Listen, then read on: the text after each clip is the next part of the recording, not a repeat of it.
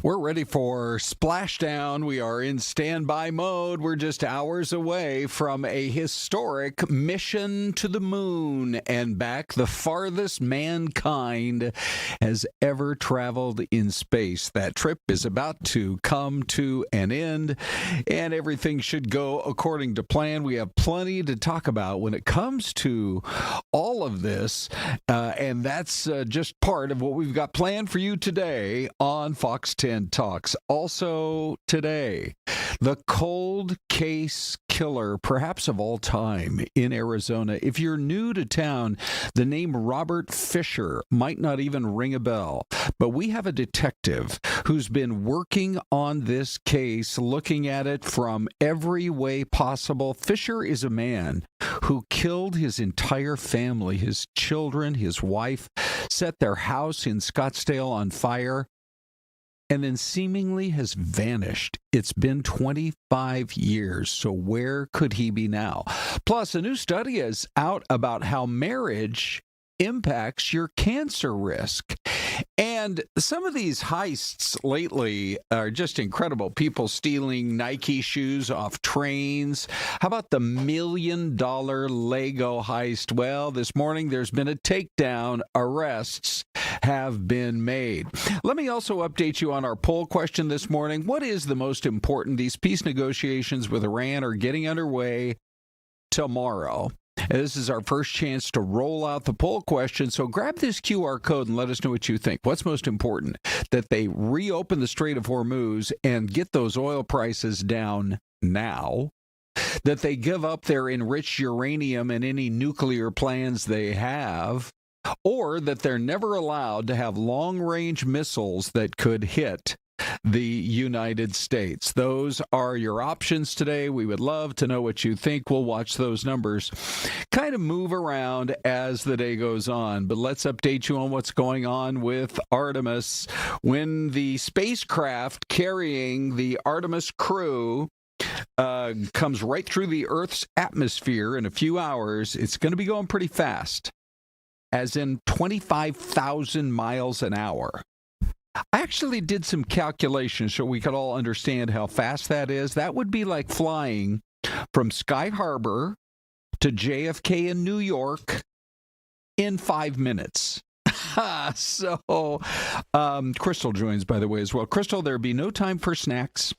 You wouldn't even be able to get a bag of chips. You would hop on the plane, it would take off, and you would land. Nowadays, that happens sometimes anyways. But yeah. You'd hop on the plane, and 5 minutes later, you'd be in New York. I mean, that's 25,000 miles an hour. It's unbelievable, the speed. It's hard to even mentally fathom. Yeah.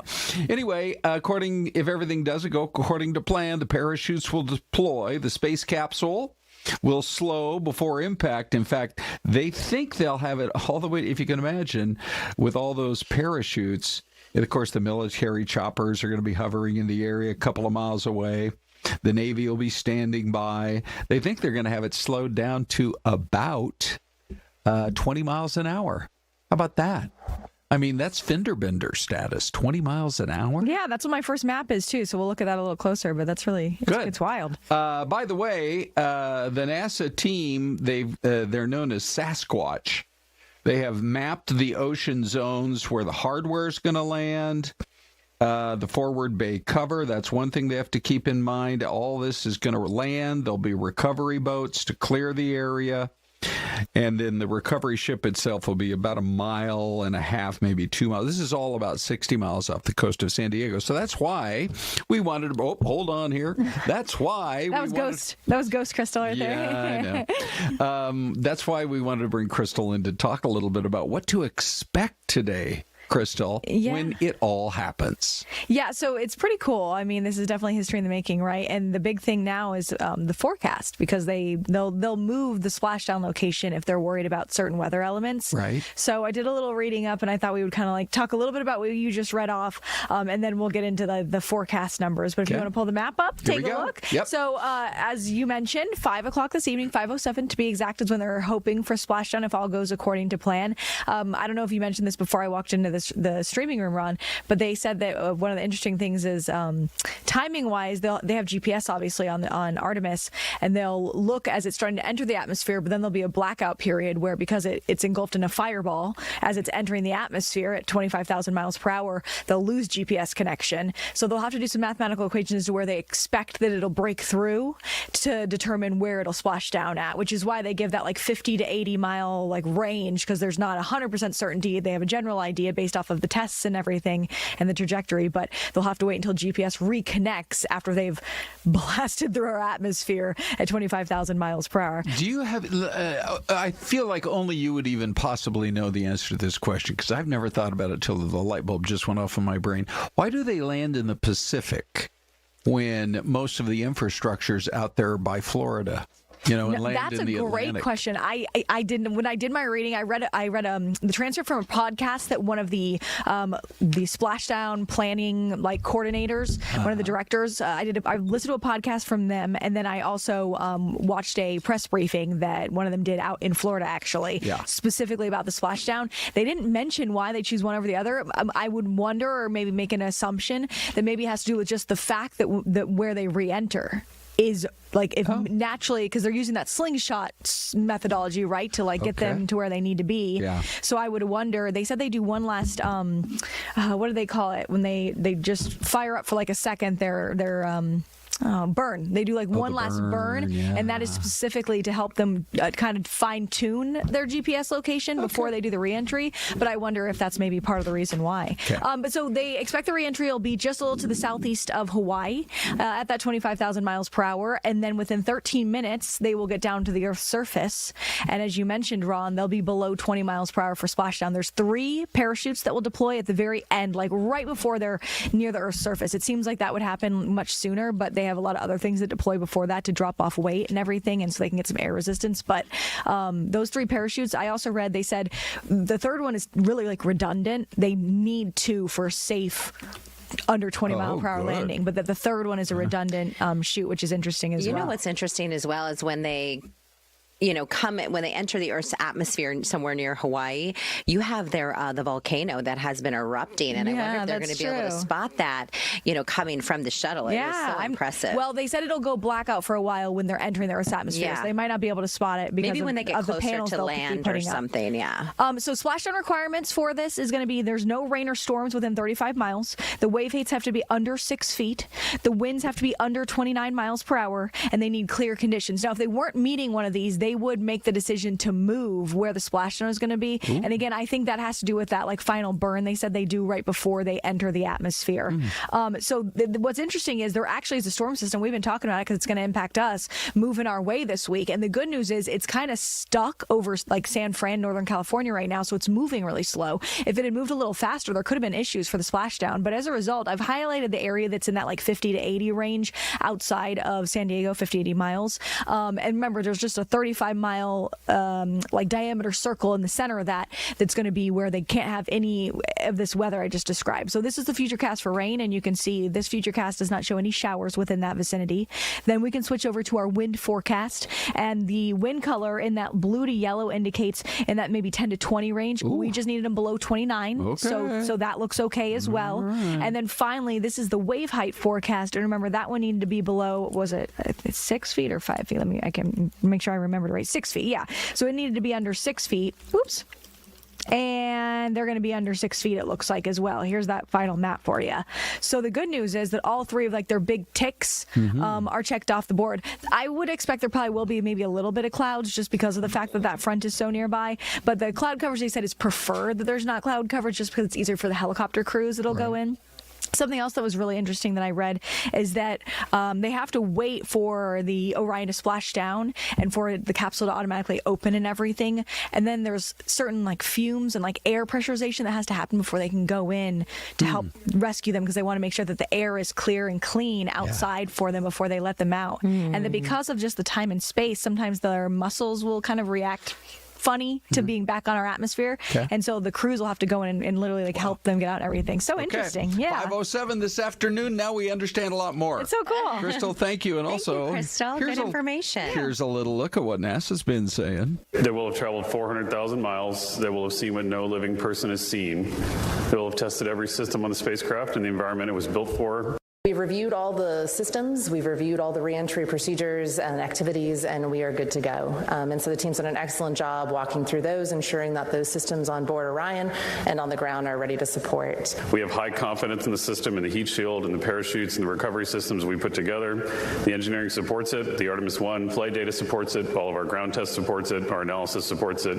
And tomorrow the crew is going to put their lives behind that confidence. You are bringing people together all across our globe. So thank you. Thank you for your good cheer. Thank you for your eloquence. Thank you for inspiring people. You know, we've done the work. It's impossible to say you don't have irrational fears left, right? But I would tell you I don't have any irrational fears. My 10-year-old self. I recently found some photos of myself on a family vacation at Kennedy Space Center, and we were posing in front of the Saturn V rocket with my siblings and my parents. And if I could have told that little girl who took home a picture of Earthrise and hung it in her room that she would eventually launch from that same place to see that same view, I'm pretty sure she would not believe it. Yeah. But even though I still can't believe it, and she certainly wouldn't believe it, she chased that dream, and it ended up happening. And integrity, just over 10 minutes ago, as you were having that event, you passed the halfway home mark. Wow, thank you for showing us that. That is so cool. You know, big picture coming back from the moon is all really close to the same thing. You don't have the long coasting arcs that you have in low Earth orbit. You're really coming straight down and coming and hitting the atmosphere a whole lot faster, but that means you go through it a whole lot faster too. Our purpose on the planet as humans is to find joy, to find the joy in lifting each other up by creating solutions together. They're coming home pretty fast. Wow. Okay, so now we feel like we know quite a bit more, Celeste. I'm so excited. I still remember being a kid and, getting to watch during the Apollo program. Yeah. You'd gather around, you'd have these grainy black and white pictures. Today it's going to be in HD. It is. It's going to be amazing. We do have the mystery camera. We're going to pop that up for you here at 10:12 a.m. Thank you so much for watching and for joining us on television and on YouTube. You can join that combo soon. We'll be right back.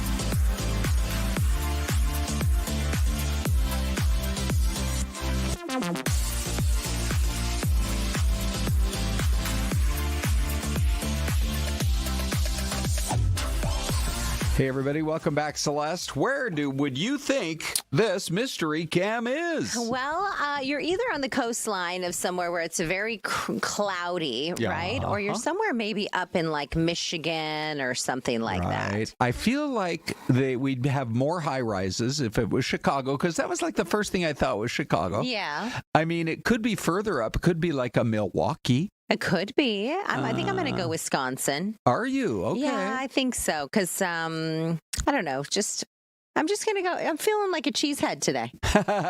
Good. Green Bay's not big enough. Oshkosh is not big enough. Appleton, some of your lesser big cities. Yeah, we've got Wisconsin. we've got a New York from Louis Gonzalez. Way to go, Louis. When I first saw it, I thought it was somewhere in Florida, but you might be right with that Wisconsin guess. But I'll stick with Florida, Celeste. Why don't you let us know? Hold on here. My button says 2 shot. There we go. Okay. All right. Here we go.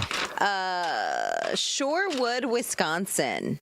Okay. Yeah, Shorewood. Hello. Good morning, Shorewood.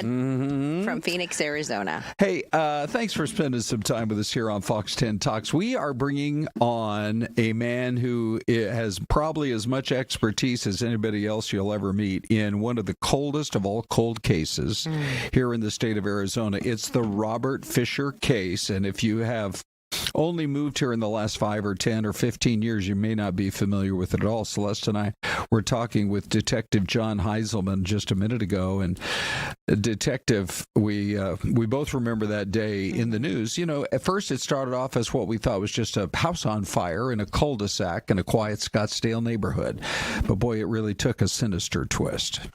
Absolutely, and you're right. Lean in for me if you don't mind. That's how it started. 8:30 in the morning on a Tuesday morning.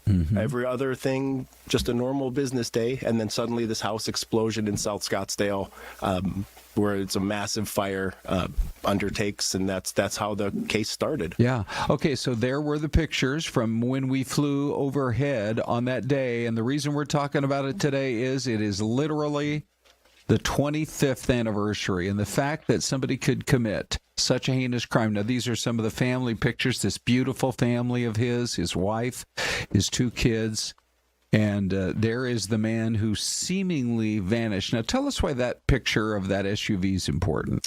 Okay, so this is Mary's Toyota 4Runner, and that was missing from the scene that morning. So once the fire was investigated, unfortunately, we did find the bodies of Mary, Brittany, and Bobby, the 2 children, but Robert was missing along with that 4Runner.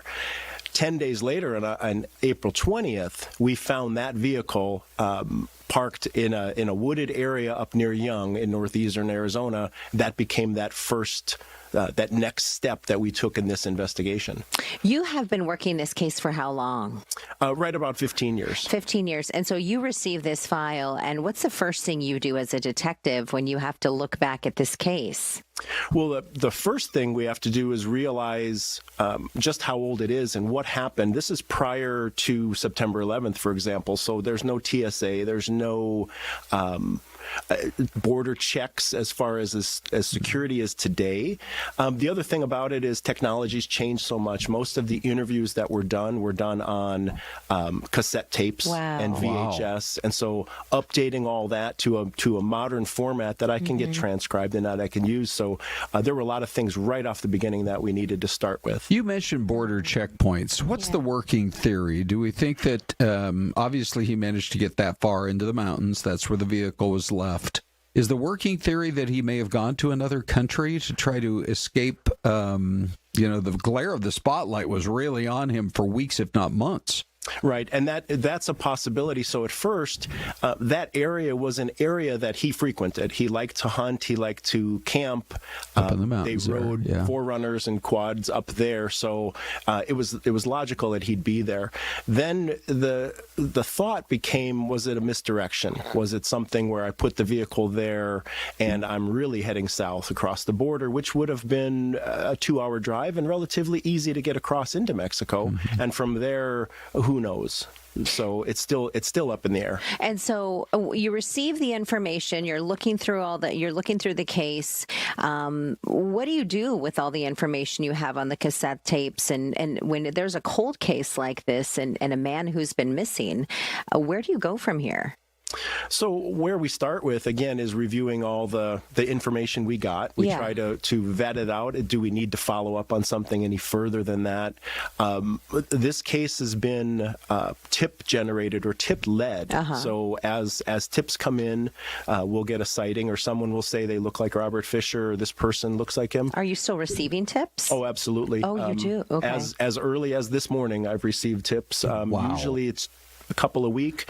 With the media presence now, I'll see a lot more in the next coming weeks. Oh, wow. And I see the photographs that we have of him are him in different ages. You know, they've... Right. At 20 years, the FBI did an age progression, and they basically take the photograph and they say, what would he look like with just a little bit older? But it's difficult to predict exactly what someone's going to look like. They may gain weight, lose weight, their hair could change, these different things. So we just want to remind the public that although this was 25 years ago, Robert Fisher turns 65 years old in 3 days. So it's not the 40-year-old person you see in the photographs. He's a 65-year-old man right now. By the way, where did he work? He was in the medical field, right? He worked at the Mayo Clinic out on Shea, and he was in the catheter program. He was a respiratory therapist as well. Was there anything, as you investigated his background, was there anything beforehand that might have ever led somebody to believe something like this could happen? Certainly not to this degree. There were reports later. We've learned there were some arguments. There was some domestic disturbances, more or less, between Robert and Mary, but nothing that would predict that this could be something that could happen. Do you know if he was dating anyone else, or there was any other person involved where he would want to maybe, destroy the life that he had to move on with someone else? Right. That was a theory that we worked off of. Was there a girlfriend? Was there someone that could be helping him along? We have not confirmed anyone in particular. All of those suppositions, more or less, have been kind of ruled out. Did I see an ATM? Was he at an ATM? Did I see a photo of that? So on April 9th, at around 10:30 p.m., he did go to the ATM just down the street, where he withdrew $280 in cash, and those photographs are out. You see him standing at the ATM. The Forerunner is in the background, and he's wearing an Oakland Raiders baseball cap, and that was recovered inside the vehicle when we found the car. Is that the age progression stuff we're looking at here? That is one of those, and so you'll see how it changes. And it could be a goatee or a beard or different kinds of hair. Sure. Wow. Well, how can people help? They can help by following up. If they see something, say something, which is always the case. Right. If anything, I would prefer something that's recent. I prefer something that has more than he looks like Robert Fisher. Or Robert Fisher on Facebook. He's kind of a common-looking guy. That's the problem. Yeah, he's 6 foot tall. He's everyman USA. Okay. And if you get a report, like you said, you probably will get some tips today after all the media coverage. If something is happening in another country, are you contacting like a consulate office or the government? How do you go about that? So I'm working with the FBI, and with them, they're able to get follow-up through different countries. And we have had several tips out of the United States that we were able to follow up on. Wow. Well, it's interesting we're talking about this because there's been another huge story in Scottsdale. In fact, I think only a few miles away, the Ian Mitchum case, also in South Scottsdale, from where this happened. And by the way, in that case, there was a verdict yesterday. Yes, there was. And here's our report for you on that. This is from Nicole Christine. We, the jury, duly impaneled and sworn in the above entitled action, and upon our oaths, do find the defendant as to count 1, first-degree murder, guilty. It's been a long haul, and I've done this for Allison the whole way, and we won today. Harley Feldman telling media today his daughter Allison's death has now been avenged the best it can. This after a jury found Ian Mitchum guilty on charges of murder, burglary, and sexual assault in the 2015 attack on Feldman in her Scottsdale home. I was so impressed with the jurors who listened to 4 months of testimony, some very long days, and they were all very attentive. One juror visibly emotional when returning to the courtroom for the verdict. Another saying absolutely rather than simply yes when the judge asked him to confirm the verdict. And while Mitchum remained stoic, Allison's family and friends embraced. She had so many friends, and they all came today. And they came to honor her like they always have. She would have done the exact same thing if this was reversed. There's no doubt in my mind. And she deserved that, and Harley deserved to, have me be there with him too, and I didn't want him to be there by himself. Prosecutors able to match Mitchum's DNA to DNA at the crime scene. The next step, Mitchum's sentencing, which Harley says will bring justice but never full closure. The problem is we have the life sentence. We'll never have her back, and that's the really hard part. Now, as it turns out, our guest has also been intricately involved in this case. You were there responding to that scene in the first 24 hours. Yes, I was one of the original investigators on the scene at Allison Feldman's house. Wow. What insight can you give us? We only have about a minute before the break. What insight can you give us on that, as you first came into the crime scene? That scene was first off, there was an overwhelming smell of bleach or some sort of chlorine that that Mr. Mitchum used to clean up the scene. Right. There was a large amount of blood, and unfortunately, Ms. Feldman was found inside there.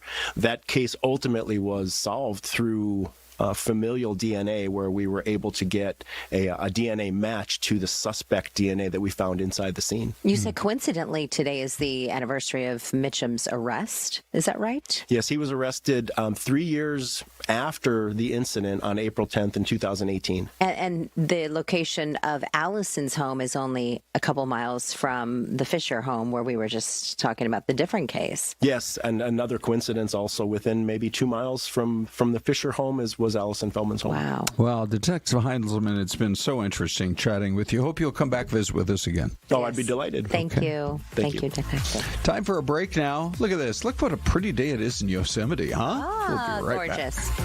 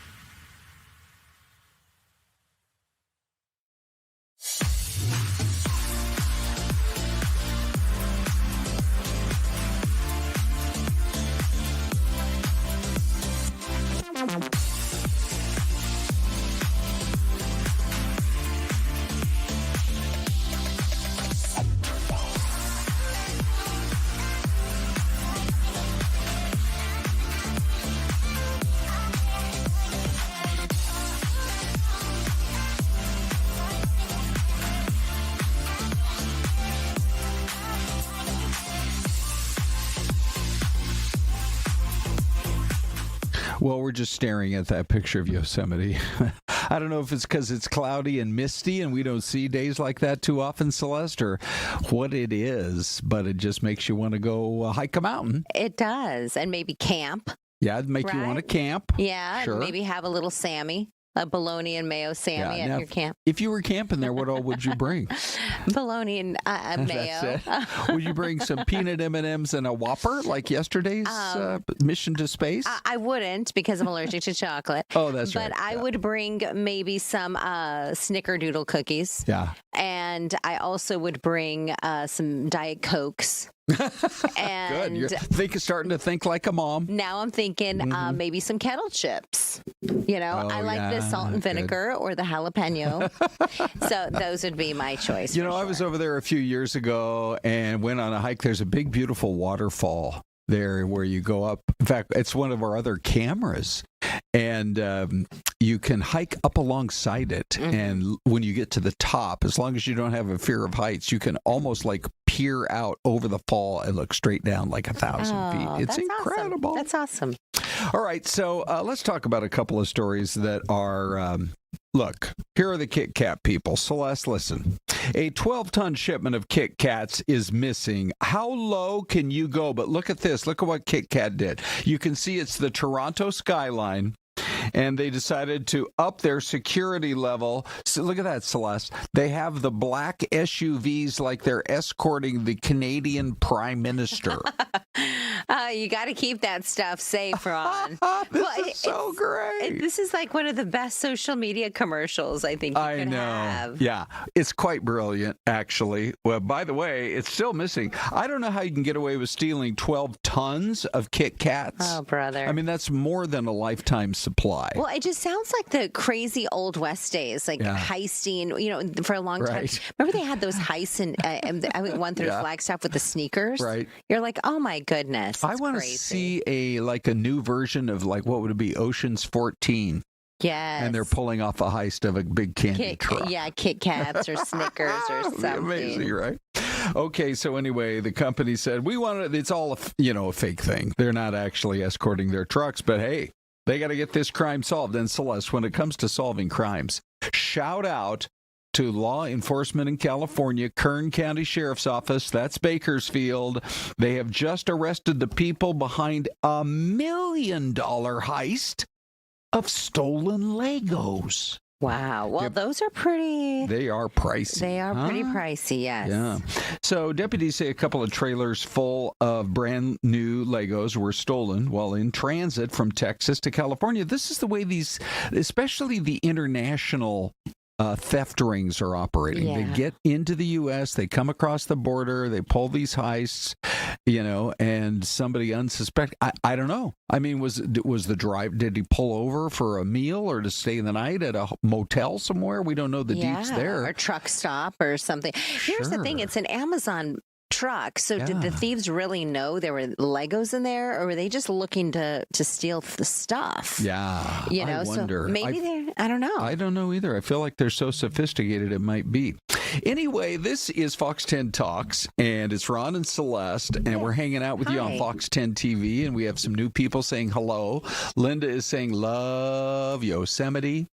Yes. And K Turbo. Good morning, K Turbo. We love that you're on. Says, I thought that was Flagstaff at first. It did have that look a little bit, didn't it? Darla Nickel, we have missed you here. I asked about you yesterday, and then I asked you about you today. Okay. She says, good morning. I've been super busy lately, tired from being busy with work and running around. Hope you are all well. We are. I've missed you all so much. Still watch on TV as much as possible, so we're glad you are here. All right. So we're going to watch this weekend to see if the whole thing falls apart or if we get a little closer to some kind of a deal with Iran. J.D. Vance spoke early this morning before leaving Joint Base Andrews. Keep in mind, he was all the way in Hungary a couple of days ago in Eastern Europe. Then he comes home and then, oh, by the way, hey, on Saturday, we're going to need you in Pakistan. Yeah, so he's got major jet lag. Yeah.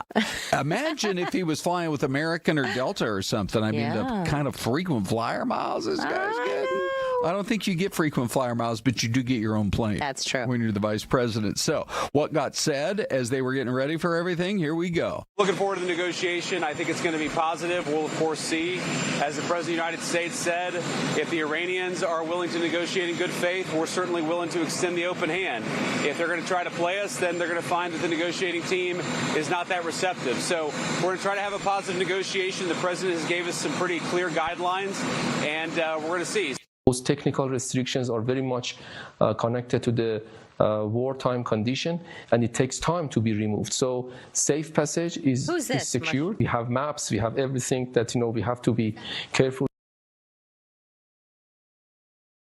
Okay, there's also some reporting that apparently, and I'm not surprised by this at all, there was a, quote, very tense phone call between Donald Trump and Benjamin Netanyahu, because it was within hours after the peace deal was announced that Israel launched its greatest attacks, its biggest barrage of attacks on Lebanon. That's really what held it up. It really does sound like it. And so I don't know what exactly got said on the phone, but it sounds like Israel is apparently going to enter into peace talks regarding Lebanon as well. So all of this is going on while at the same time we're watching stocks. Hey, Brian, if you want to pop up stock images for me here somewhere, we're keeping an eye on what's going on. I just thought, Celeste, we could report for everybody on what's going on with the price of oil. Let me go right to my source on the price of oil, and we'll also tell you what's happening there in the world of stocks. Oil is, I saw edge 6, but okay. Yeah, here we go. Oil is, what do you see in Celeste? We're seeing at $90.56 a barrel right now. Oh, wow. It's dropped quite a bit then. It has. It's gone up a little bit today from yesterday. I think yesterday we were sitting lower. Okay. Up about 65 cents today at this hour anyways. But you remember, Ron, I mean, it was up over $100. Oh, yeah. 113, I think, was its max. Ago. There's the Strait of Hormuz. So stocks themselves are down. There's going to be, they always say the market does not like unknowns, and you don't know what to expect coming out of these talks. With Iran, I will just say, though, it's the people that can make the decisions on their side and on our side. So the Dow's down about 290, and we'll see what comes out of the talks this weekend. I believe it's just a one-day meet, but at least the two sides are meeting face-to-face. There's no more hiding behind a third country or fourth country, which the Iranians have done in the past. Right. Okay. And then what is happening when it comes to gas prices?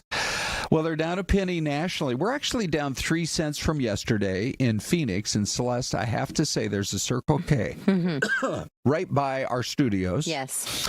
And they are down 14 cents. Oh, that's pretty good. They were at $4.99. Wow. And this morning I saw they were at $4.85. That's still way too high. But it's down 14 cents in the last week. So I was driving by a Chevron yesterday at Chaparral and Pima. They're at $4.44. Yeah. And so that was probably the cheapest that I've seen, I think, in the Valley. Okay. $4.44. Okay. That was for a regular unleaded at a Chevron. Yeah. But the tough thing, I think, is to understand is we see the prices go up so fast. I know. But they don't drop as fast as they rose, unfortunately. And so we're just waiting to see what happens. Yeah. And that's kind of the bummer part, I think, about it. Yeah. Well, that, it's tough enough right now for a lot of families. Sure. Putting food on the table and all this. It's like, Yeah. And I saw a post from a farmer yesterday. He's like, these diesel prices are there. It's like they want to push us out of business because diesel is so expensive. It's pricey. Yeah. All right, let's do this. Dave's off today, so ladies and gentlemen, on the Dave Cam, we go to Isabella, who's working off in the distance about her next segment. But Abby, look at this. Hey, this is the ultimate two-shot of the power behind Fox 10 Talks, Bella and Abby. Ladies. Hello. Back here. What are you seeing, Abby? All right, the poll question on our YouTube currently has 665 votes. 56% of people saying they reopen the Strait of Hormuz, get oil prices down. 33% say they give up their enriched uranium and nuclear plans. 11% say they can't have long-range missiles that could hit the U.S. Now for some comments. UV Bluesman says, more concerned with gas prices than being nuked. KS Border says, we've lost the moral high ground and we just need to get the hell out. Farm to Market Road said, 25th Amendment time, Trump's gone mad. Robin Kelly, we had all that before Trump stepped in to steal oil and uranium. How about we just admit that he screwed up and withdraw? So you guys can keep commenting on our YouTube channel. Lots coming in right now. Yes. Oh, for sure. Okay, Abby, Great job, thanks. Abs. Thanks very much. By the way, I'm Ron. I'm over here. This is Syleste. And I'm over here. Right over there. And sometimes, Syleste, I feel like maybe I need to quit wearing white shirts. I feel like I'm slightly nuclear. Oh. And I feel like I think you look good. You're just hanging out, right? What do you mean? Well, I mean, look, I feel like the sun is beating down on me right now. Anyway, Syleste. What color would you wear if you did not go white? I wore a purple shirt this week. That's right. As a matter of fact. Yeah, for sure. Do you have a teal? I don't think I have a pink?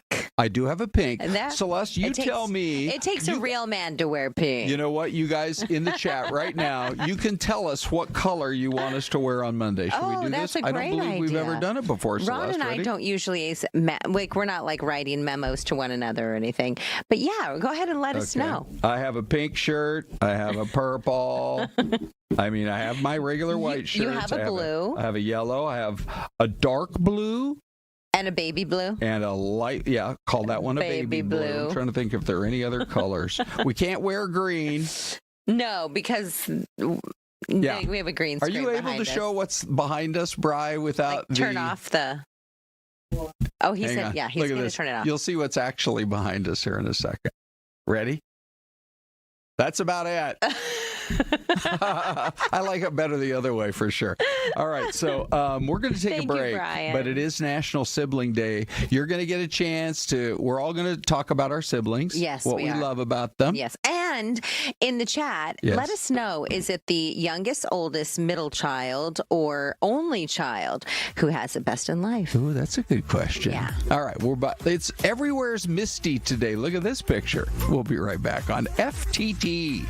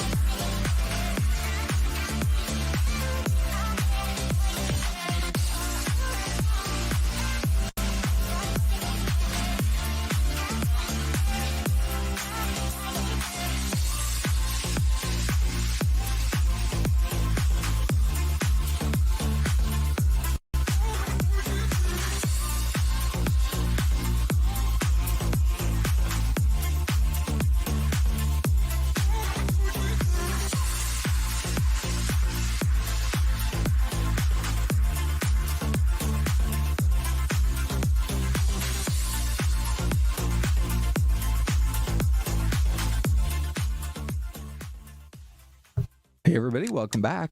And would you look at who joins us in the guest slot now? That's correct. Hey, Belle. Hello. Hello, good to see you. Happy Friday. Happy Friday, sister. For sure. By the way, you were in a kind of a purple. Would you call that purple or what? I mean, I'm not very... I'd call this a lavender. Oh, lavender. Okay. Good. I'd call it a lavender. Yeah. It's beautiful. Thank you. So pretty. we're You guys getting have a some lot good of ideas, comments, though. Yeah. Celeste. Let's just see what we've got. seeing. Yellow or orange would be great, says Linda Monterth. Okay. Darla Nichols says Monday is maybe midnight blue or magenta Monday would be good. Magenta Monday. I like that. I think that's got some. Yeah, we have blues. Of course, it says royal blue from Bree. Okay. Dark blue says RLS Vids. Yeah.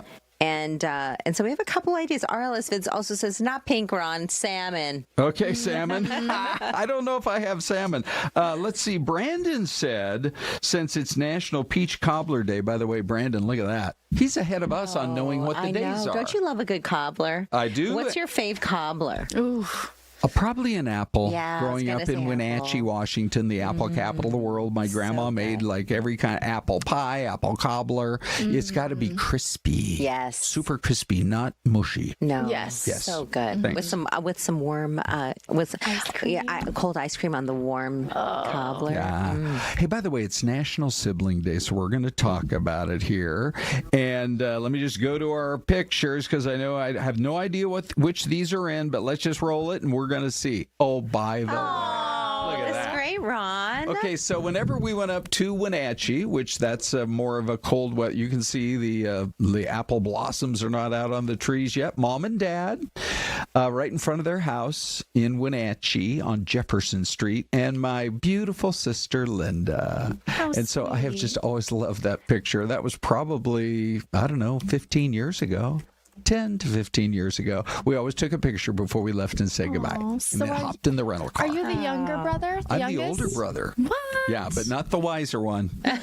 Oh, that is my sis. She's just the kindest person on earth. I'm telling you. Great. She is so tenderhearted. I love it. Okay, let's see who is next here. Celeste, look at you. Beautiful. That's my sister on the right and my mom on the left. And this was at a birthday party. And we actually, a lot of times it was just the three of us because my mom was a single mom. Yeah. So it was always just the three of us hanging out. But there's two of us, and we've had so many cousins that some of my cousins are almost like siblings as well. Oh, that's like cool. 3 sisters. I'm telling you, Isabella, if I could get adopted into Celeste family, I've asked like 15 times. I've given up. But the family fun you guys have and the food and just the get-togethers, it's amazing. Yeah, it's so good. Yeah. All right, Bells, you shared yours as well. Ready? Here we go. Yes. Oh, There's I love mine. it. Nice. So How come your brother's like a foot and a half taller than you? What's happening here? He is a foot and an inch taller than me. I'm 5'4", he's 6'5". But, yeah, so on the left is my little sister, who's also much taller. Her name's Alyssa. She's 21. And then my little brother, Matthew, is 16. What position does he play at? Is it Auburn High School? Mm-hmm. Okay. Yeah, he's in a Seattle. shooting guard. Okay. Yeah. Will he come play for the Huskies? We'll see. He's pretty good. Bells posted a video of him on her Instagram, and I was like, "Whoa, my gosh, he's really good." Yeah. Where does the height in your family come from? Because he got it right, which for what he wants to do in life is so great. Well, my dad, they are Scandinavian, so Vikings. My dad's 6'4", my grandpa's 6'5", so he definitely got it from dad's side of the family. Nice. Yeah. Good. Okay, let's go one more pick here, and this is going to be this is Abby. Abs, this is so great. Can we bring up your mic, Abby, while we're looking at this photo? Tell us where this picture was taken and what's going on. This is at my house back in New York. This was this Christmas, it's really rare to get all 4 of us together because we're all over the place. Yeah. My youngest brother's on the left. He's in high school. He's graduating this year, so he's actually on his little college tours right now. Oh, yeah. And then next to me is my younger sister. She's at the College of Charleston. She's a freshman there. Oh. And then my oldest brother is all the way on the end, and he is... Hold on. Let us guess. He is an anesthesiologist, I'm going to guess.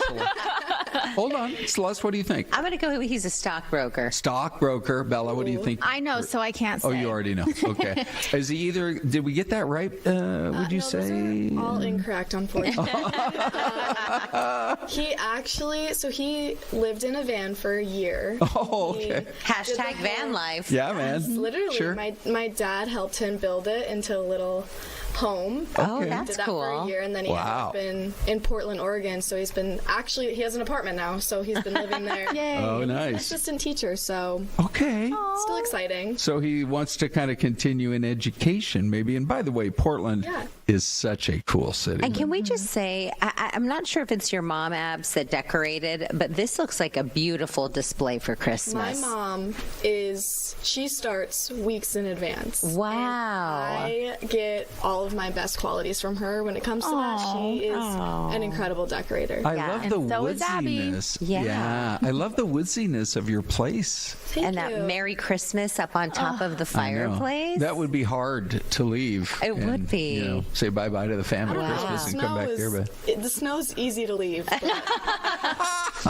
next time Christmas comes around, Abs, we need to do a little Zoom interview with your mother. Oh, absolutely. And we just give us some tips. Some decorating tips. Yes. A virtual Zoom with Thank you for the balancing act. Oh, all right. that's a good idea. Hey, by the way, I need a live picture of the Cardinals Stadium. I see it on Remote 44. So, Bri, if you could pop that up anywhere. Oh, it's on the mystery cam. Stand by. Here we go. Listen to this, you guys. This, to me, is brilliant. Ready? The NFL is now being, hang on, let me find this story. I want to make sure I get it correct. Okay, so the NFL is apparently in a little bit of trouble with the DOJ. Sorry to give you all of the letters all at once here. But anyway, here's what we can tell you. The Department of Justice is looking into the special exemption that the NFL gets so that they have an antitrust exemption so they can all come together and sell the rights to their football games to one or two or three, however many entities. They went to Congress to get this decades ago with the thought being you can sell all your football games to whatever network you want to instead of every team on different channels. You could sell it to whatever, channel 83 in Phoenix or whatever it is. And they said, we need to have this so that we can get the best coverage. Well, now what's happened the last few years? So Congress gave them the special exemption. Yeah. Now they're being investigated because guess what they're doing? What? They're purposely going over to pay-per-view more and more and more. Now they're putting themselves on channels that you have, like Netflix. Yep. Netflix wants more NFL games. Amazon. They want to, you have to pay for Amazon Prime. Yeah. And there's going to be more of this. And so in D.C., I think they're looking at it and say, well, why are we giving you guys these special exemption? Football games should be on regular over-the-air TV. Look, I know most people get it on like YouTube TV or cable or satellite, but we're still free if you want to put up an antenna. So this is according to an ESPN report. It says subscriptions are required to watch Monday Night Football games on ESPN that aren't simulcast on ABC, Thursday Night Football and the Black Friday game on Prime Video, and Christmas games on Netflix. Yeah. So some international games also air on NFL Network, which is owned by ESPN. Select postseason games also require subscriptions. Yeah. The NFL has also awarded select games to ESPN Plus and Peacock in the past. And so, oh, yeah, Peacock. Oh, jeez. I'm like, look, guys, we already subscribe to like 5 different services. Do we have to go get Peacock? Well, and the thing is that, I think it's about time the DOJ probably got involved, because now with all these streaming platforms, they probably didn't have this issue before. I think you're exactly right. So we'll see where it goes from here, right? We'll see. Hey, man, good for them for taking a look at it. The football should always be on regular, if you ask me. Yes. For everyone TV. to enjoy. On free TV. Yeah. Okay, couple of stories here. I just wanted to mention this, you guys. There was a study that came out this morning that said how marriage affects your cancer risk. This study was pretty shocking. It said that cancer rates are up to 60% higher for men and 80% higher for women who are not married. And here's why. They're saying it's not the ring, it's not the ceremony, it's the routine. Married people are less likely to go out drinking, less likely to start smoking, more likely to cook at home instead of always going out for meals that are tasty but maybe not so healthy.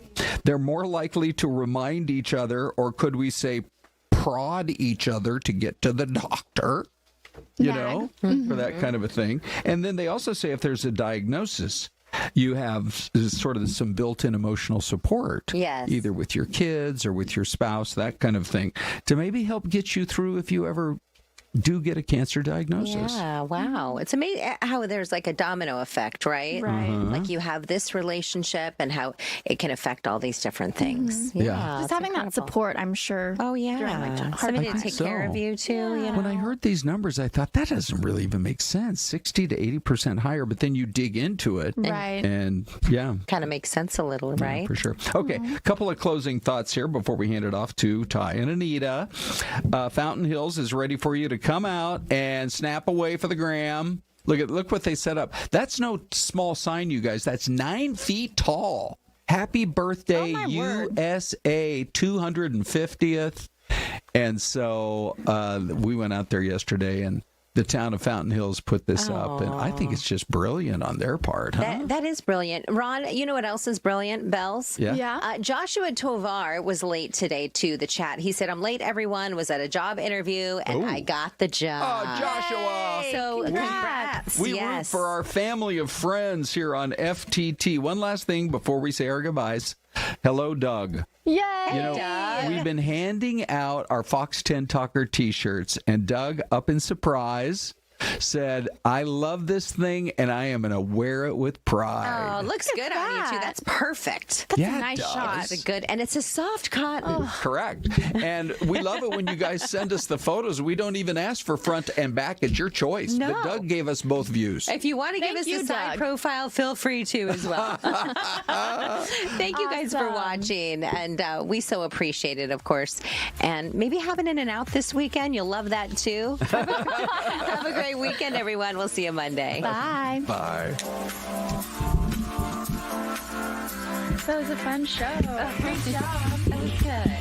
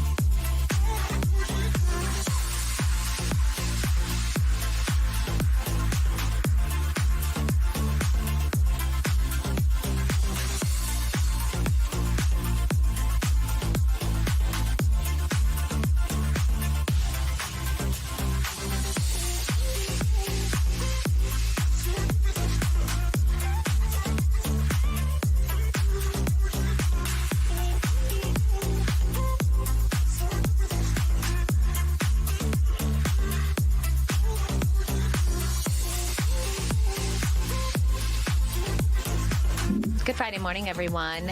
We are going to get right to our top topics.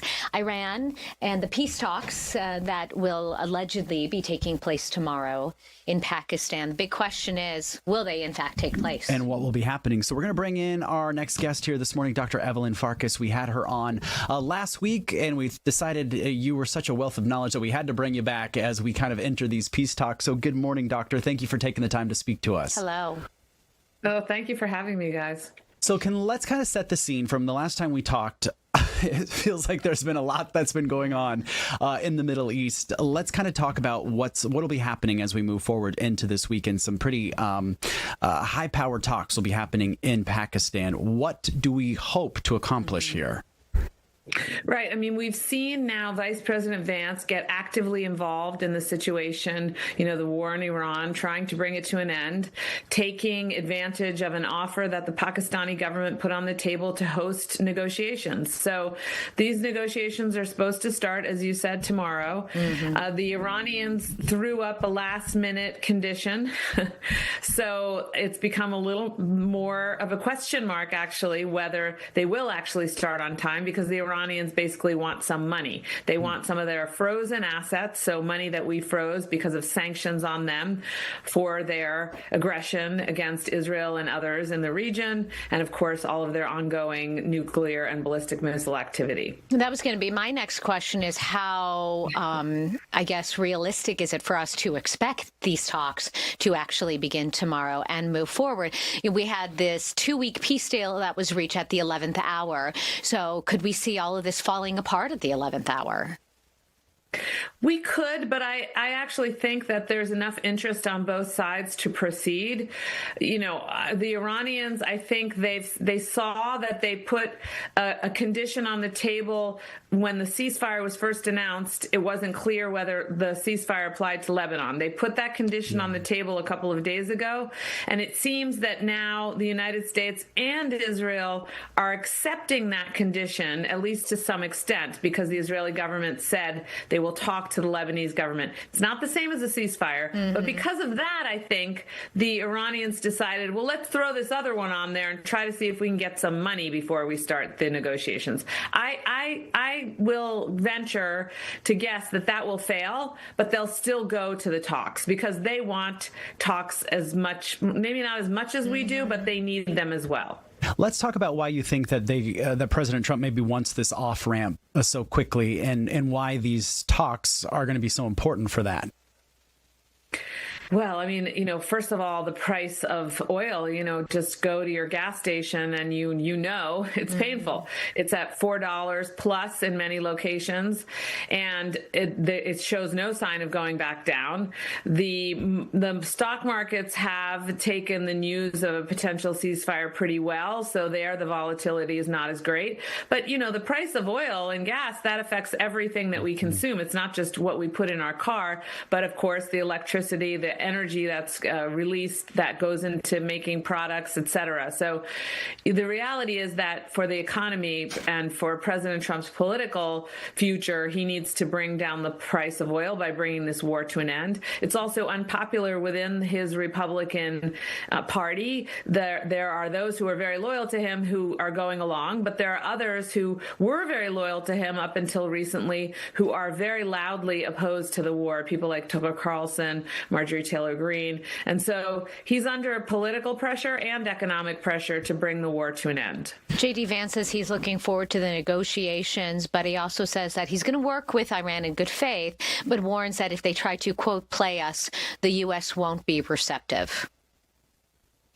And I think what Vice President Vance is trying to signal is you can trust me because, of course, the Iranians have said, and you can't blame them in a sense, that they don't trust President Trump because President Trump has launched, military weapons, has initiated attacks against them twice now over the last year when they were conducting negotiations. So the Iranians don't trust the United States. And I think the Vice President is trying to say, okay, this time you can trust me. We're not going to do a sneak attack in the middle of negotiations. And I think that's right. Since he's personally involved, it's not as likely. You don't want to embarrass the Vice President of the United States. States by using his time negotiating as some kind of cover for a stealth military launch. Dr. Farkas, I wanted to also talk to you about the Strait of Hormuz. Obviously, this has become kind of, I guess, the keystone of all of these negotiations, everything going on. Iran kind of floating the idea that they want to use that as a quote-unquote toll booth for some of those ships going through, costing upwards of $2 million per ship. Is that part of the negotiating that we're going to be seeing over the weekend as well? Because I know a lot of these countries are saying, yikes, that's a lot of money. Yeah, we have to negotiate them away from that position, which is illegal under international law. International law says if you have a man-made strait like that, which is the case with Hormuz, then nobody owns it and nobody can charge to use it. It's part of the global commons, everybody can use it, sort of like a sidewalk in your state, in your community. So we have to walk them back from that. And certainly the countries who are most interested in that are the neighbors right there, but also anyone who does, the oil and other trade through the strait. Oh. Well, thank you so much. We'll probably be touching base early next week. Stay by your phone. Hopefully some successful meetings. We should probably just schedule you for Monday morning, 11 a.m. We'll see you then. But I think all eyes are on this, and everyone wants us to end peacefully. Yeah. Thank you. We appreciate your insight as always. Thank you. Yeah. Thanks, guys. We have to say good morning to a couple of our viewers. We have Luis Gonzalez, Darla saying good morning, Linda saying good morning. So a lot of people watching, and we do appreciate that. Yes. And the other thing that a lot of people are watching, and I just cannot get enough of this. In fact, hold on. These are live images. Look at this. We've got a T-minus 6 hours until Artemis is scheduled to touch down in the Pacific Ocean right off the coast of San Diego. And so they are kind of going through their last final checks. So we thought we should get an expert in here to walk us through what'll be happening. We have Alec Warren. He works over at the Arizona Science Center. Alec, thank you so much for taking the time to talk to us this morning. Thank you so much. Have you just been glued to the television 24/7 since they took off? Quite a bit, yeah. Wow. Yeah, actually. We've been live streaming the Artemis missions in the Dorrance Dome at Arizona Science Center. Neat. Yeah, so we actually live streamed the launch back on April 1st. Basically had our staff and everyone who was in the Science Center at that point in time just gathered in the dome, and we watched them take off.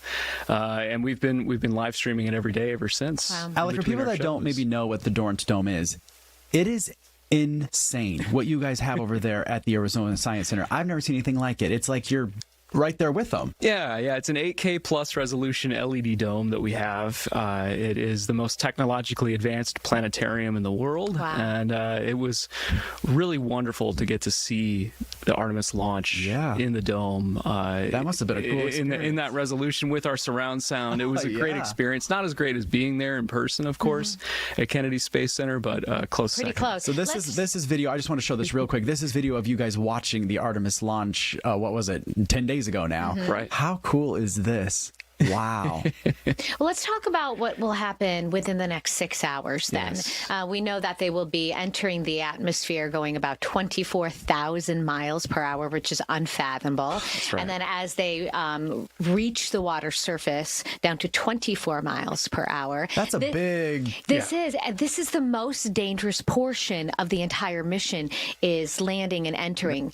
Talk a little bit about the parachutes. The windshield is cracked. They didn't fix it. They chose not to do that. There are a lot of factors that go into a safe landing. Yeah, absolutely. And really, any time that you're sending people to space, the two most dangerous points are going to be takeoff and landing. As crazy as that sounds, when you're actually in space, I would say probably the least risky part, relatively speaking. They took off successfully. Everyone was holding their breath, just wanted to make sure that they made it off the landing pad into space in those first 2.5 minutes. So April 1st was certainly the first major hurdle to overcome. Then orbiting successfully around the moon was sort of that next major hurdle of the mission, right? Making sure that they could make it around. They lost communication for 40 minutes. That was planned. That was intentional. Also, nail biting though. Right. Holding our breath, waiting to hear back from them. Yeah, absolutely. You want to make sure that you can reestablish communication during that process. And then, of course, successfully landing. And so that's this final stage stage of the mission. We can officially say that Artemis II is a success when the 4 astronauts make it back safely.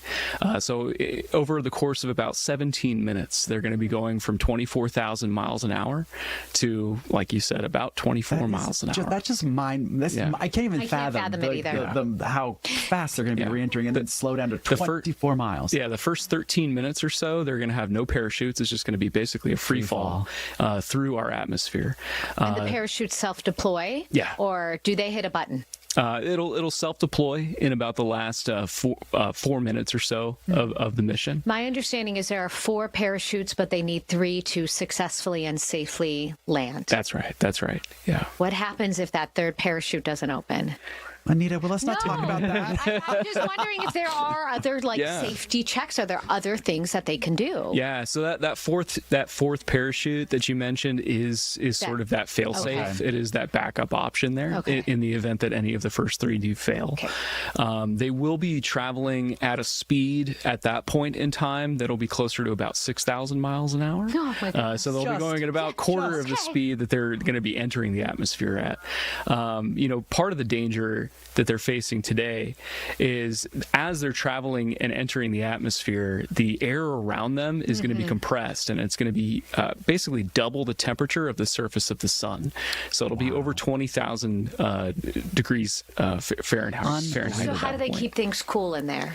So they have a heat shield. So there's a thick layer of titanium as well as heat tiles that are designed to absorb most of that heat. We have a lot of people praying for safe splashdowns right now in the chat. That's right. We have about a minute left, and we have to take a commercial break. Will you guys be showing the return? Splashdown. As much as possible, yeah. The main splashdown will be happening after the Science Center's closed. Okay. We will be showing some of the live streaming in between shows that we're doing during the day in the lead up to that. Wonderful. So we're certainly hoping for a safe return, and this is really a setup for future endeavors. We have Artemis III coming up sometime probably next year. 2028 will be Artemis IV. That'll be the mission where we actually do land back on the moon for the first time in over 50 years. And then Artemis 5 and 6 are going to be to help establish a permanent lunar base at the lunar South Pole. So cool. Gives you goosebumps. Yeah. Alec, thank you so much for coming in. We appreciate it. If you want to go check out the Arizona Science Center, it's such a cool place right here in downtown Phoenix. Quick break from us. We'll be back in 2.5 minutes. Thank you.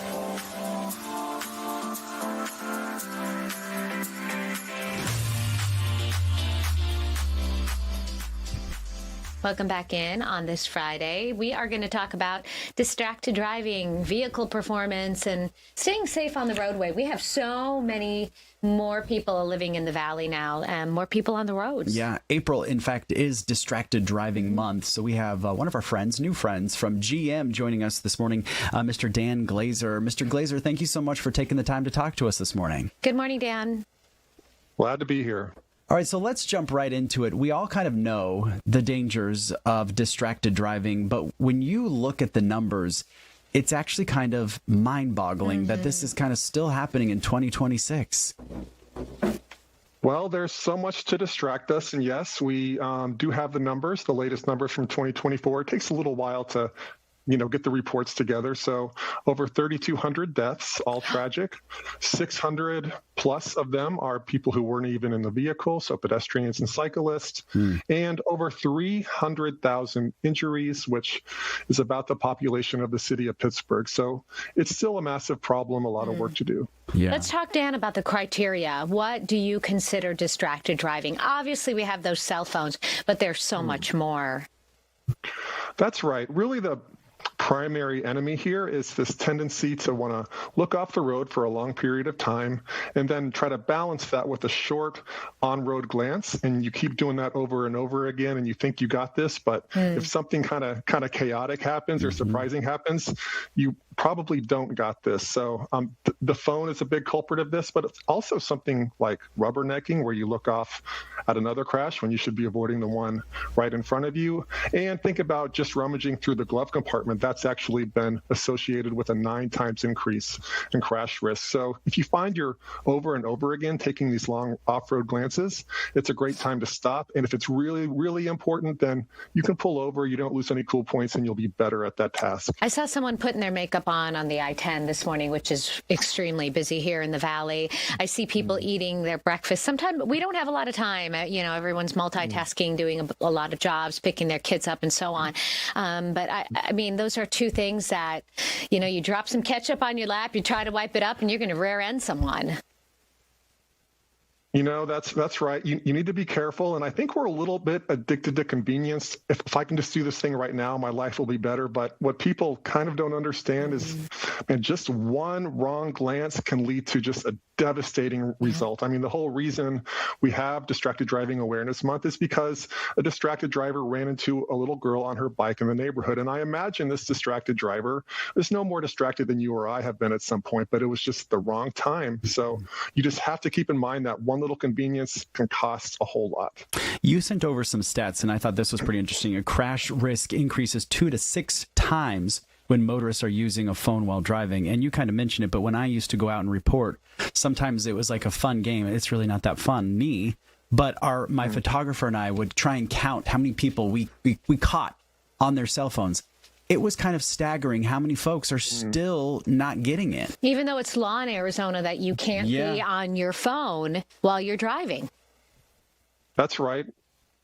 I think a little more strict enforcement would be helpful. And that phone, I get it. It's extremely addictive, but it's what I encourage people to do, because a lot of times people hold up the phone to have conversations and they're in this really nice new car. It's like, do you know that you can do this hands-free, that you have Bluetooth and you can keep your hands on the wheel and eyes on the road? So I really do encourage people to get to know their vehicle a little bit better. There's a whole lot they can do where they don't have to be looking off the road and changing the the radio station or the volume, all kinds of things. So just when the vehicle stops, maybe take a little more time to learn about your vehicle. Yeah. Dan, that's what I was going to ask you the same question. Like, is technology changing things maybe for the better when it comes to potential risk? I mean, I know that Apple CarPlay is kind of a game changer when you've got that in your car, or whatever the other one is for the other phones. I forgot what the other phone is called. The Android. And if I can add to that, or is it making it worse because we have the EVs or the new vehicles with all these big fancy screens,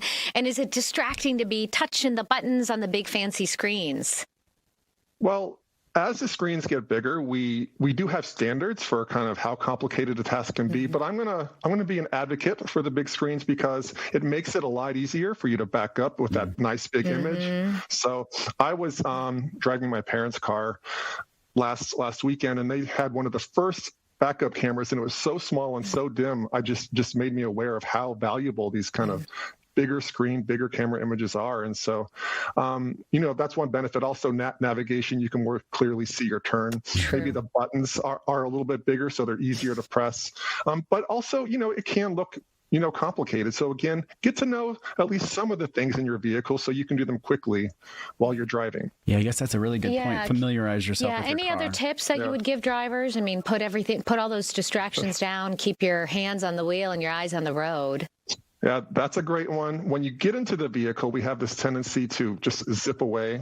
If you can just invest a minute, I know we're all busy, I know it, but if you can maybe get that text out of the way, maybe there's some podcasts you can only get with your phone. Maybe there's a kid in the back seat, you can hand them a toy first. That way, when you're actually driving, you can be relaxed and enjoy it. And if you keep doing that, it's a wonderful habit. Yeah. And I think those habits, after a while, they become ingrained in your mind. Right. I have a friend that has his phone on, and you can see when you send him a text message and he sends one back that's like, I'm driving. Yeah. I'll check my messages when I get there. I'm like, you know what? That's a really great smart. idea. That's a very good idea.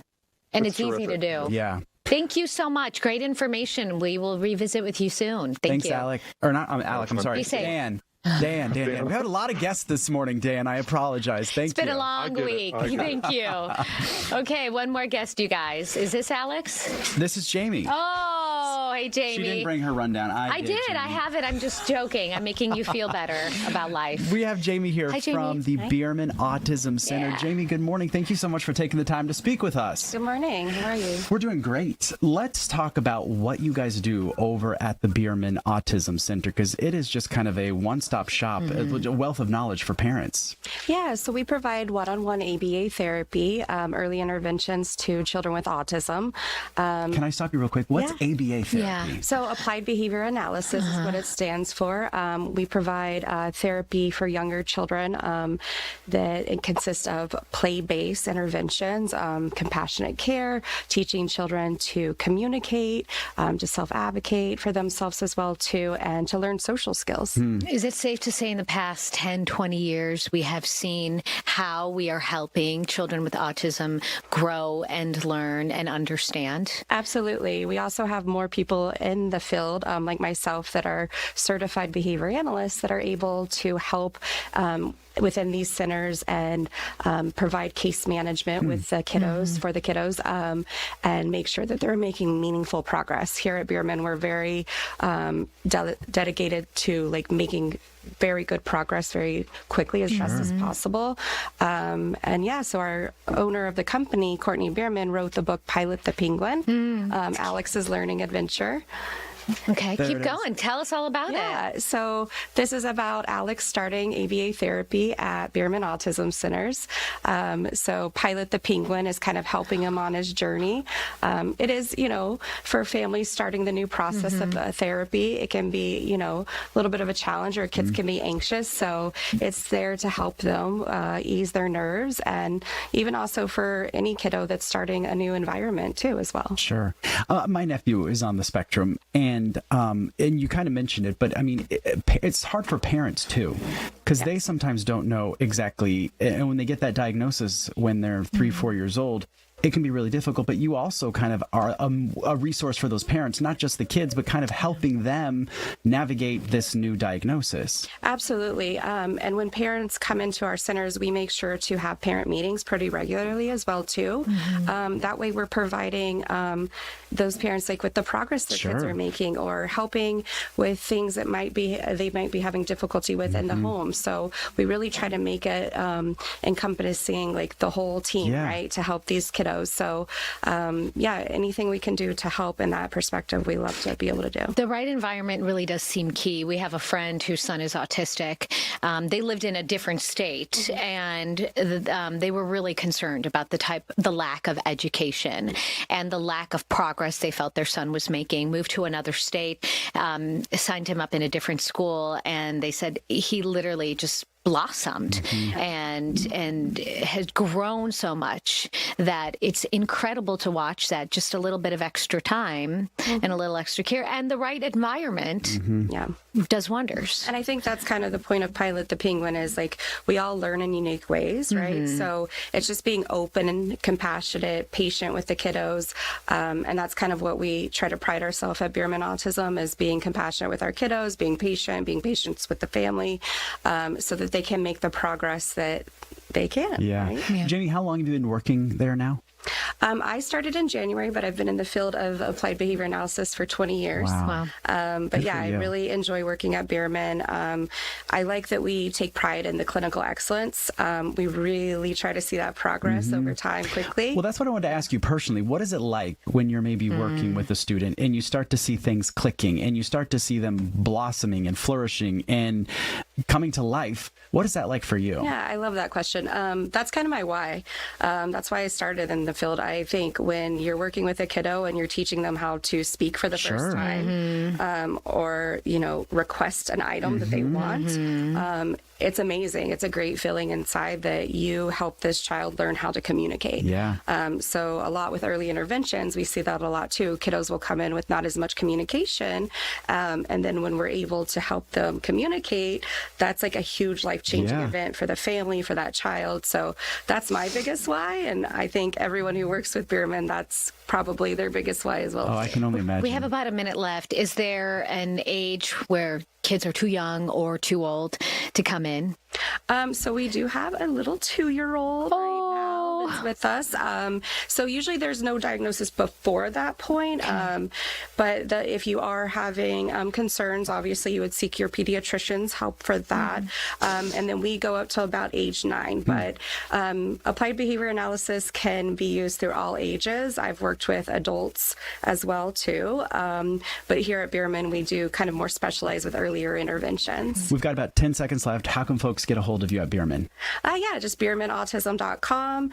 And then Pilot the Penguin book is on sale at Amazon as well too. Awesome. Thank you. Thanks so nice for what you do. Yeah, we really appreciate it. A lot of families appreciate it as well. All right, that's going to do it for us this Friday. We'll leave you with a live look of the Artemis crew getting ready to return to Earth in about, 6 hours from now? Little less, yeah. Have a great weekend.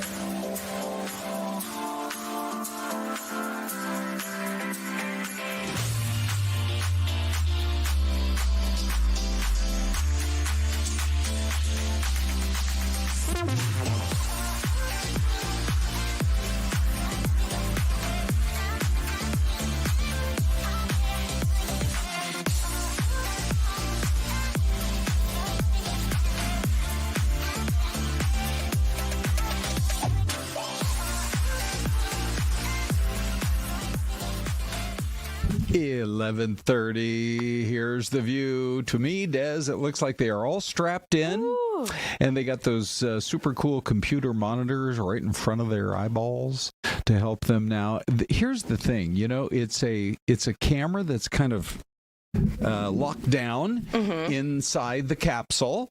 Which, by the way, we learned early on, there's a, I guess it's almost like a floor hatch. There's a second compartment that we don't see where they can use the facilities, I guess you could say, or get a little bit of exercise in or sleep, all those kinds of things as well. It's, I think it's probably a little bit more comfortable than what the Apollo astronauts were dealing with a long time ago. Oh, I'm sure. Right? Yeah. So we're going to be talking, we're actually really looking forward to a guy who's an expert on the Middle East. This right as the negotiations are only about 24 hours from getting underway. And we do want to talk all about that. But first, 3 members of the Arizona congressional delegation yesterday went out. There's been so much focus on an ICE facility out in the West Valley in Surprise that there hasn't been a lot of talk about the facility that's out in the far East Valley, out by the kind of the Mesa Gateway Airport area. And so these 3 members of Congress, Greg Stanton, Yasemin Ansari, and Atalita Grijalva, showed up unannounced at the facility last night. It was into the evening hours, I think around 9 p.m. or so. Yeah, it did seem pretty late. And they came out pretty fired up, pretty upset about what they were seeing. Yeah, they did. Here's some of what was getting said.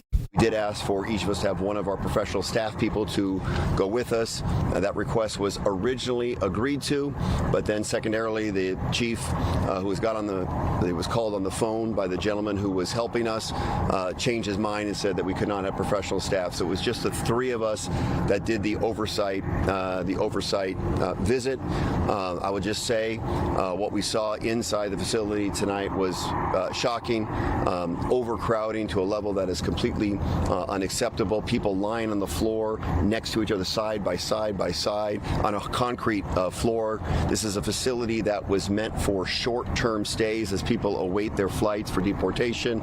We now know that detainees are staying here for multiple days. Unfortunately, they could not tell us for the detainees that were there how long each of them had been there, but it was clear that many of them had been there for a long period of time in these conditions in which each of the holding cells were significantly overcrowded, significantly beyond the capacity. It's unacceptable. ICE is breaking any possible standard of human dignity that we should have in the United States of America, breaking laws left and right, no accountability, no oversight whatsoever. There's no way that we could treat animals like this. People would be outraged, but apparently it's fine to treat people this way.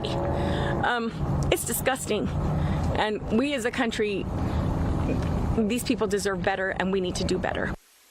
By the way, they did say that some of the detainees tried to speak with them about issues inside the facility, but after some brief conversations, they weren't allowed to speak with them to any extent. Yeah, and we know obviously there's still a large disagreement between Democrats and Republicans as it relates to the funding of DHS, and that includes ICE. And these 3 law enforcement officials here are saying, you know what, we're not going to go back and support any funding for ICE after witnessing what they say was just shameful and unacceptable conditions there at that ICE facility at Mesa Gateway Airport. So we reached out to ICE to try to get any kind of perspective from them or what they would have to say in terms of their side of the story, but we have not heard back. We do wait, and hopefully we'll hear more.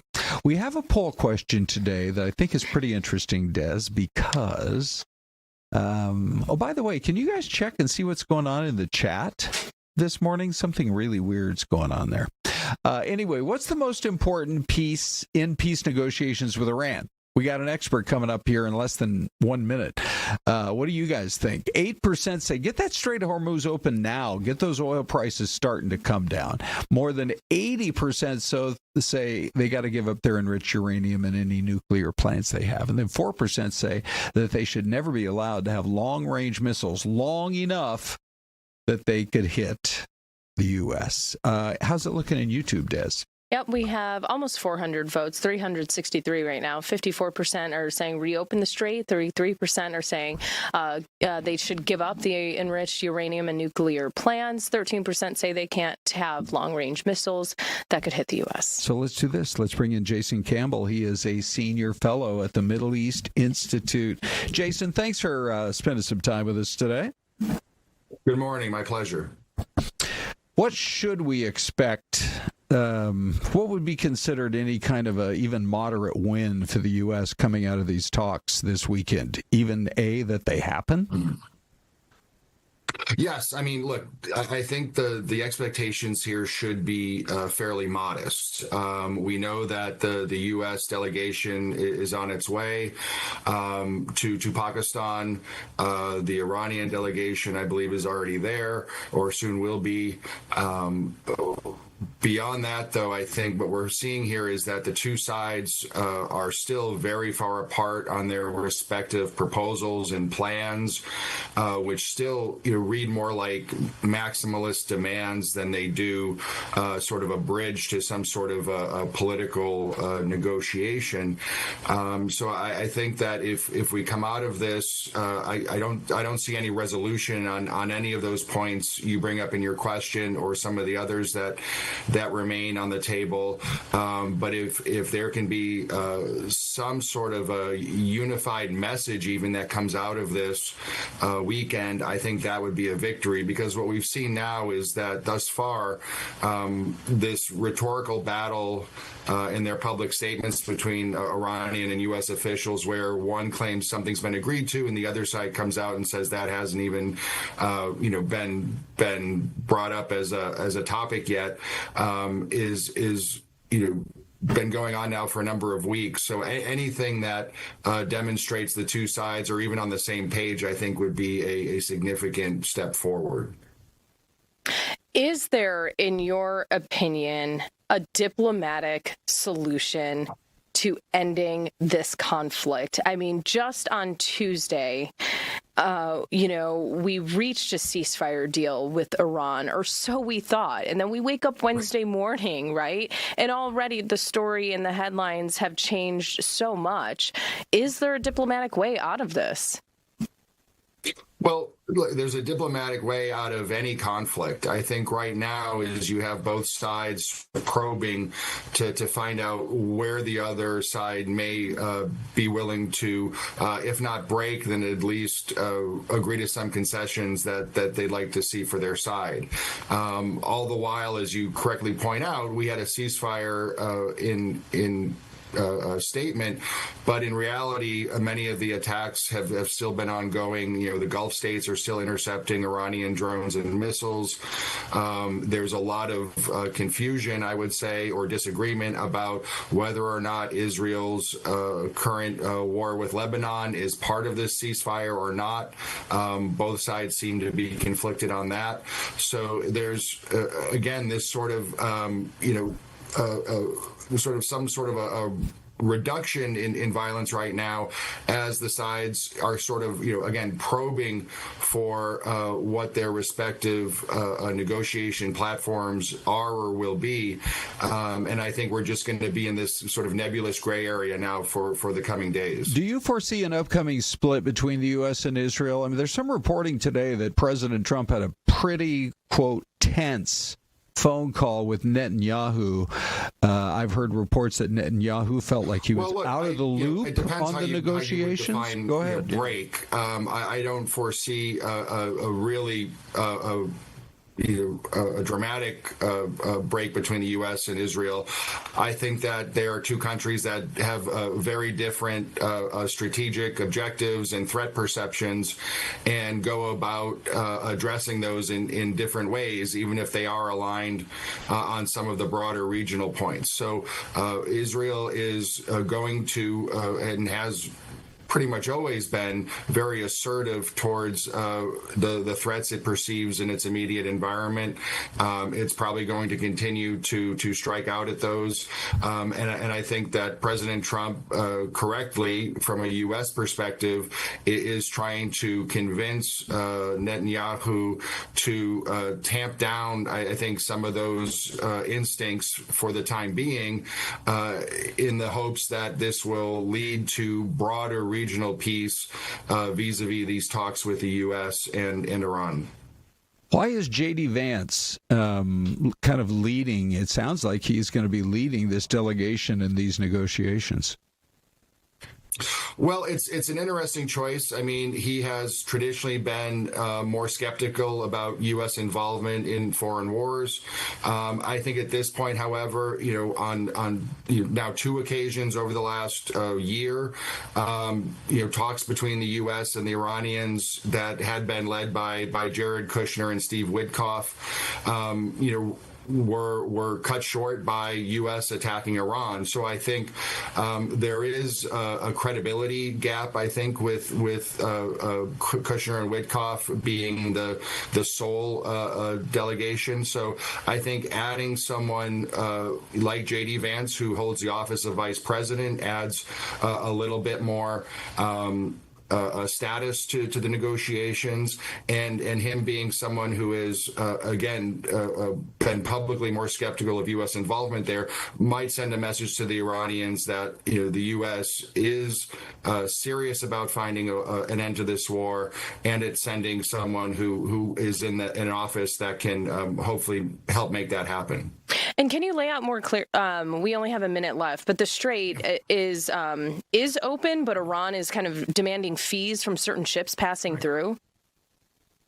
That seems to be the case. You are seeing a slight uptick in some of the traffic coming through the Strait, but all reports suggest that Iran is still serving as the effective gatekeeper of the Strait, which I think in a longer term scenario is an untenable position. I think not only for the U.S. but for the global economy, and certainly for the neighbors in the region that it shares the Strait with. Okay. All right, Jason. All right, Jason. Thank you. Really appreciate your perspective. He's a senior fellow at the Middle East Institute. Thanks again.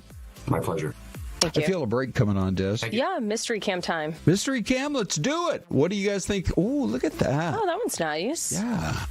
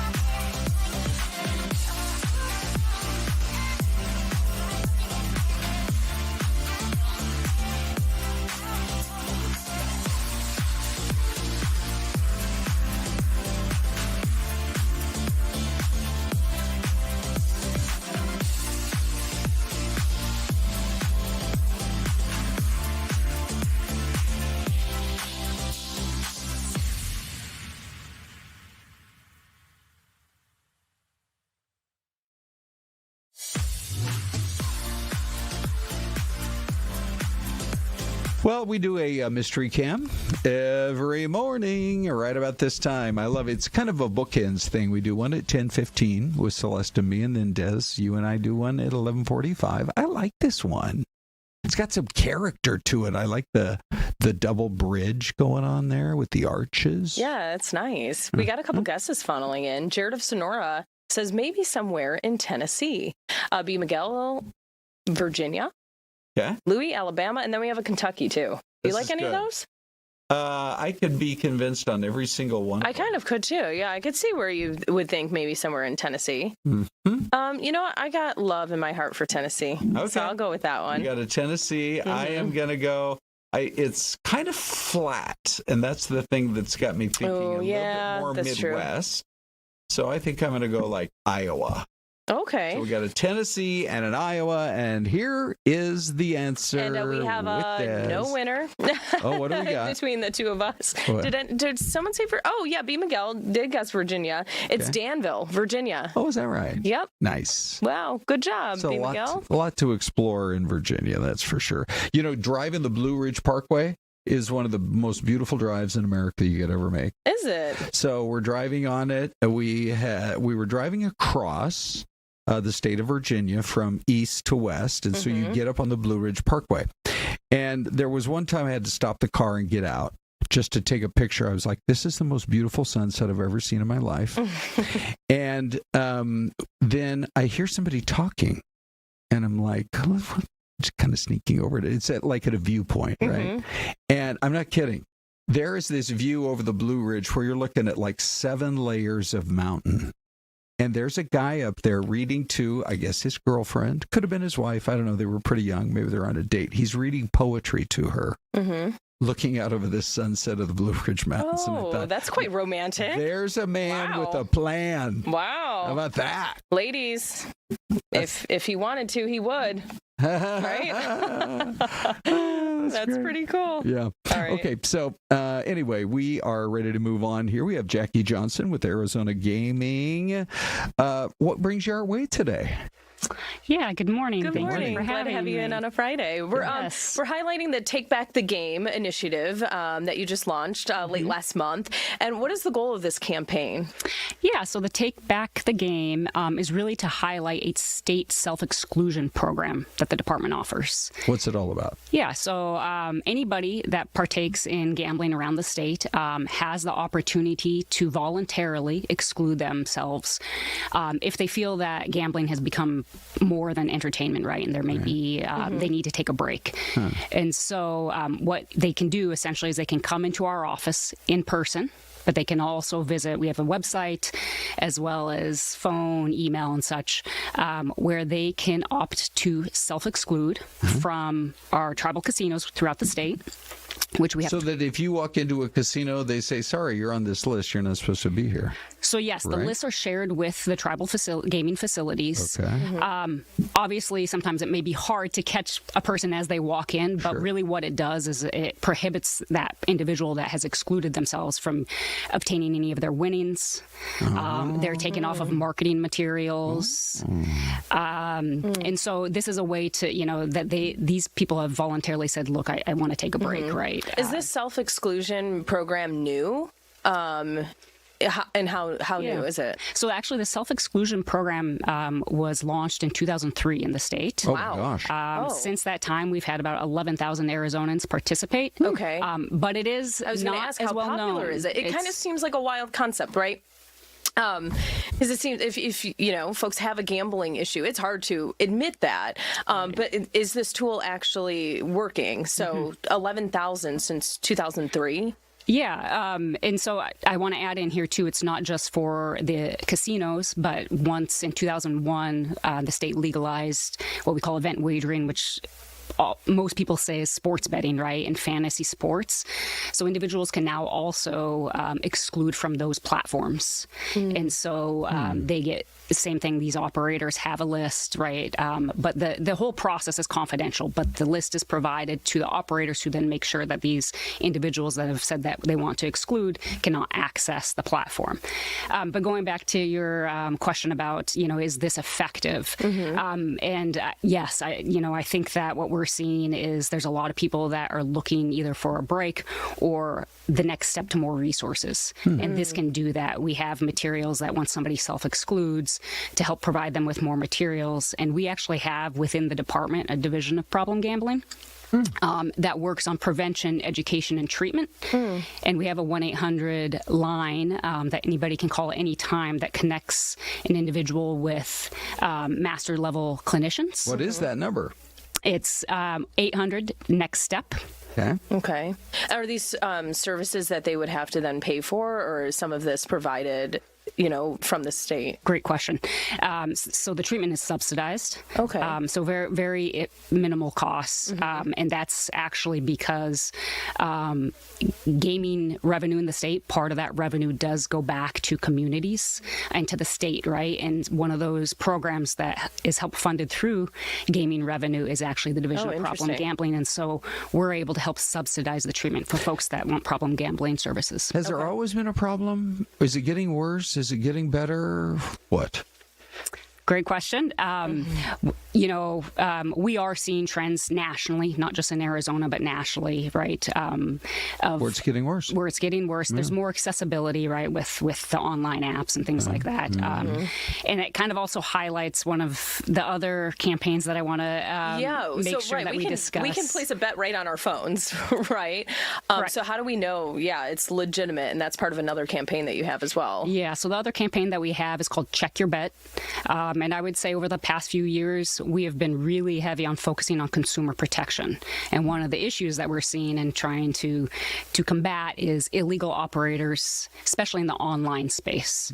And so Check Your Bet is a campaign where we've created a website where folks, if they want to engage in gambling, can check to see if the operator is actually legal and regulated by the department. And that helps, we want to make sure that people, are cautious of fraud, identity theft, underage access to gambling. And so this is a website where folks can actually go to say, okay, is the operator that I want to actually place my bet on regulated in the state? Well, we got to run, but what's the info on that one? If people want more info there. Yeah, we have a website called, it goes gaming.az.gov/check-your-bet. Okay, gaming.az.gov/check-your-bet. And generally, if you go to the Arizona, because I'm on your website now, Arizona Department of Gaming, you can find it through there as well. Yes. Yeah, you'll just have to search for it. Okay. All right. Jackie. All right. Interesting. Thank you, Jen. Thank you so much. Hey, Diana Taurasi, we love her around here. She's incredible. And now she's in the local Hall of Fame. Here's what she was telling our Richard Sines. Hey, you got here. Richard Sines was there. You scored your 10,000 point. I was there. You won your first title. Of course, Richard Sines has to be with Diana Taurasi on the red carpet when you enter the Hall of Fame.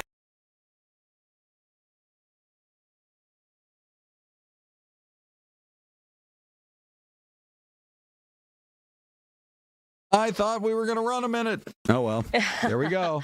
That was it from Diana. Hey, that's all we need. That she's that good, right? But how exciting for her. When I mean, just looking through her resume, though, and just reflecting on her career, first of all, to play 20 years of any professional sport with one single team Don't you love that? Is just incredible. It feels like it'll never happen again. I mean, and that's how you know that, spending that much time with one organization, that she has shaped the culture of the Merc, right? So that's pretty impressive alone. Right. But her resume, 3 WNBA championships. 3 NCAA championships with UConn. And going along with the number 3, why not double that and make it 6 Olympic gold medals? How would you like to wake up every day of your life and feel like I'm a winner? Because she's a winner. It's incredible. She's won everywhere she's ever done it.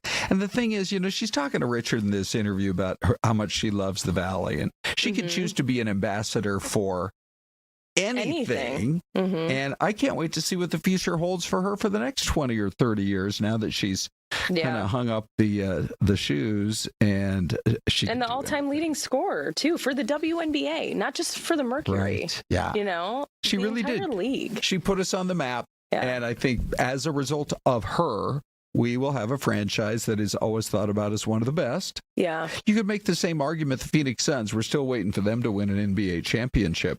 but I do think they are considered one of the best franchises, here in the NBA. Yeah. And I wonder if we'll see her coach. Oh, maybe. I don't know, or does she want to enjoy, retirement and maybe just continue being a great steward of the community? I don't know. Right. We'll see. But I wonder if we'll see her in TV more often. That would be cool. Speaking of on TV, let's talk about our siblings. Des, it's National Sibling Day. It is. That was our poll question on the morning show today. Yeah. Which sibling has it best? And who won, by the way? I don't know. Youngest? I don't know. It was the oldest, right? Oldest, middle, youngest, or the only child? I think, I think youngest was ahead last I looked. Oh. But anyway, okay, let's talk about it. Oh my gosh, I love this picture. Oh boy, that's a throwback. Okay, taking you back to 2017. That's 2017. Yeah, that's when my husband played for the Tennessee Titans. So that is my brother there behind me in the red hoodie. My brother Dakota. Right. And that's He's my kind sister. of in the sports apparel business. Yeah. Right? Oh my gosh, Shoes? you got to follow him. Yep, at Coda Customs on Insta with a K for both of them. He does like football cleats and stuff for athletes. And then my sister on the other side of me there. We were just enjoying a Tennessee Titans game. That is so cool. I love it. Here's me. Let's see, what picture did I come up this time around with? Oh, my mom. Oh.